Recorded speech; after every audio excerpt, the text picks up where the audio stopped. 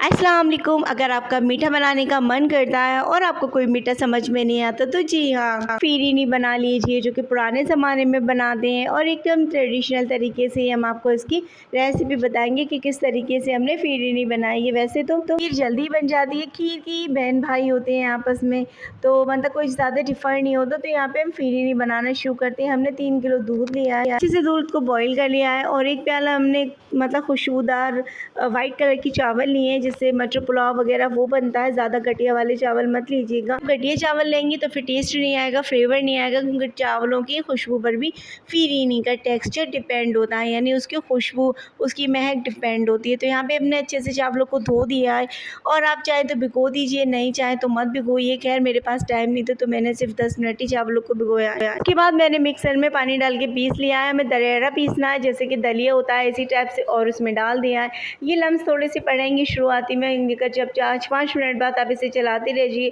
फ़िरीनी बनाने का टाइम करीब 3 से 4 घंटे होता है। हम लगातार इसे चलाते रहे हैं, सारा काम करते रहिए, बिल्कुल स्लो फ्लेम पे कर दीजिए। मैं सारा काम कर ही रही थी धीरे धीरे से, और नहीं मतलब फटाफट से, और ये फ़िरीनी भी चला दे रही थी, क्योंकि इसका टाइम काफ़ी देर में बनता है और स्लो फ्लेम पे पकती रहती है ये, तो बस इसके लिए थोड़ा सा सब्र चाहिए, तभी होता है। और यहाँ पे मेरी फ़िरीनी को पकते पकते 2 से 3 घंटे हो गए थे। थोड़ी मुझे गाढ़ी लग रही थी और इसमें कलर नहीं आया था, क्योंकि जब तक तले पे एक पोरा करीब या आधा पोरा लगे नहीं, आधा इंच, तब तक फ़िरीनी का टेस्ट ही नहीं आता। थोड़ा सा मैंने 2 गिलास पानी और डाला है और इसे थोड़ा सा और पकाया। उसके बाद ये भी थोड़े से पक चुकी है, इसका कलर चेंज हो गया और ये तले पर भी लग गई है। तो हमने इसमें अपने टेस्ट के अकॉर्डिंग हम इसमें चीनी डाल देंगे, जितनी भी पसंद करती हैं आप अपने टेस्ट कर लीजिए, उसके अकॉर्डिंग हम चीनी डालेंगे। जो लम्स है वो साइड से हम ऐसे कर देंगे तो उसमें भी वो लम्स टूट जाएंगे। वो खुरचनी जो आती है, जैसे कढ़ाई में खुरचनी होती है ना, ऐसी इसमें निकलती है, तो वो बहुत टेस्टी लगती है। बस वही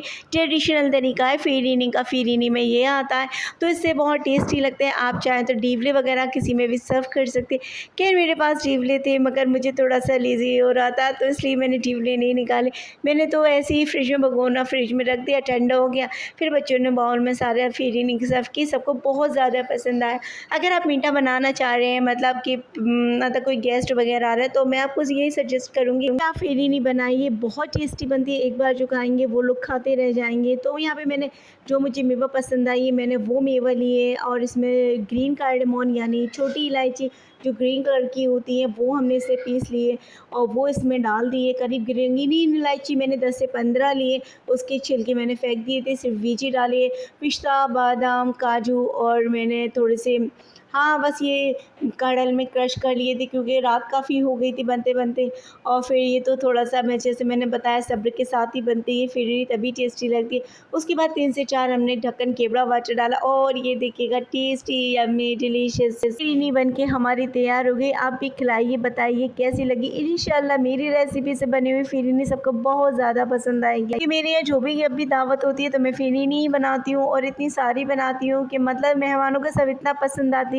और वो मेहमान चाहती भी हैं कि हमें ये पैक में भी करके देंगे, बट अनफॉर्चुनेटली ख़त्म हो जाती है, क्योंकि सबको इतनी ज़्यादा पसंद आती है। ठंडी करके खाइए, गर्म करके खाइए, जैसे चाहिए वैसे आप सर्व करिएगा। खैर मुझे तो बहुत पसंद आ रही और मेरा मन कर रहा है फ़िरीनी खाने का, तो मैं तो चली फ़िरीनी खाने के लिए। आप कब बनाएंगे? फिर मिलेंगे।